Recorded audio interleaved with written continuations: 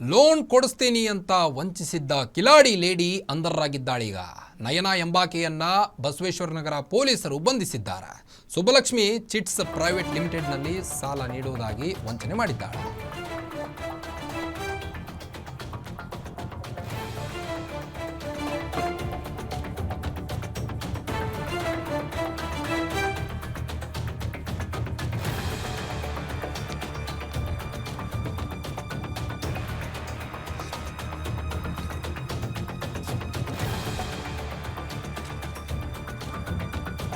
Loan ಕೊಡಿಸ್ತೀನಿ ಅಂತ ಹೇಳಿ ನಯನಾ ಎಂಬಾಕೆ ಈಗಾಗಲೇ ಅಂಧರಾಗಿದ್ದಾಳೆ.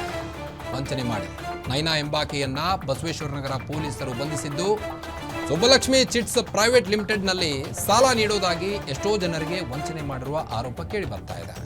ಶೇಕಡ 1% ಬಡ್ಡಿ ದರದಲ್ಲಿ ಲೋನ್ ಕೊಡಿಸ್ತೀನಿ ಅಂತ ಜನರಿಗೆ ನಂಬಿಸಿದ್ದಲ್ಲದೆ ಮೋಸ ಮಾಡಿದ್ದಾಳೆ ಈ ಲೇಡಿ. ನಯನಾ ಹಾಗೂ ಆಕೆಯ ಸಹಚರರಿಂದ ಜನರಿಗೆ ವಂಚನೆ ಆರೋಪ ಕೇಳಿ ಬರ್ತಾ ಇದೆ. 10 ಲಕ್ಷದ ಹಣಕ್ಕೆ ಮುಂಗಡವಾಗಿ 3 ತಿಂಗಳ EMI ಕಟ್ಟಬೇಕು ಅಂದಿದ್ದಂತೆ ಈಕೆ ನಯನಾ. ಹೀಗಾಗಿ ಈಗ ಪೊಲೀಸರ ಕೈಗೆ ಸಿಕ್ಕಿಬಿದ್ದಾಳೆ. ಸುಮಾರು 15 ಜನರಿಂದ 30,000 ಹಣ ಪಡೆದು ನಯನಾ ವಂಚಿಸಿದ್ದಂತೆ. ಬರೋಬ್ಬರಿ 12,22,000 ರೂಪಾಯಿ ವಂಚನೆ ಆರೋಪ ಕೇಳಿ ಬರ್ತಾ ಇದೆ ಇವಳ ಮೇಲೆ. KP ಅಗ್ರಹಾರ ಪೊಲೀಸ್ ಠಾಣೆಯಲ್ಲಿ ಪ್ರಕರಣ ದಾಖಲಾಗಿತ್ತು.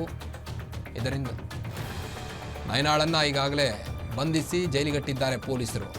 KP ಅಗ್ರಹಾರ ಪೊಲೀಸ್ ಠಾಣೆಯಲ್ಲಿ ಪ್ರಕರಣ ದಾಖಲಾಗಿದೆ. ನಯನಾ ಎಂಬಾಕೆಯನ್ನು ಈಗಾಗಲೇ ಪೊಲೀಸರು ಬಂಧಿಸಿರುವಂಥದ್ದು. ನಯನಾಳನ್ನ ಜೈಲಿಗಟ್ಟಿದ್ದಾರೆ ಪೊಲೀಸರು.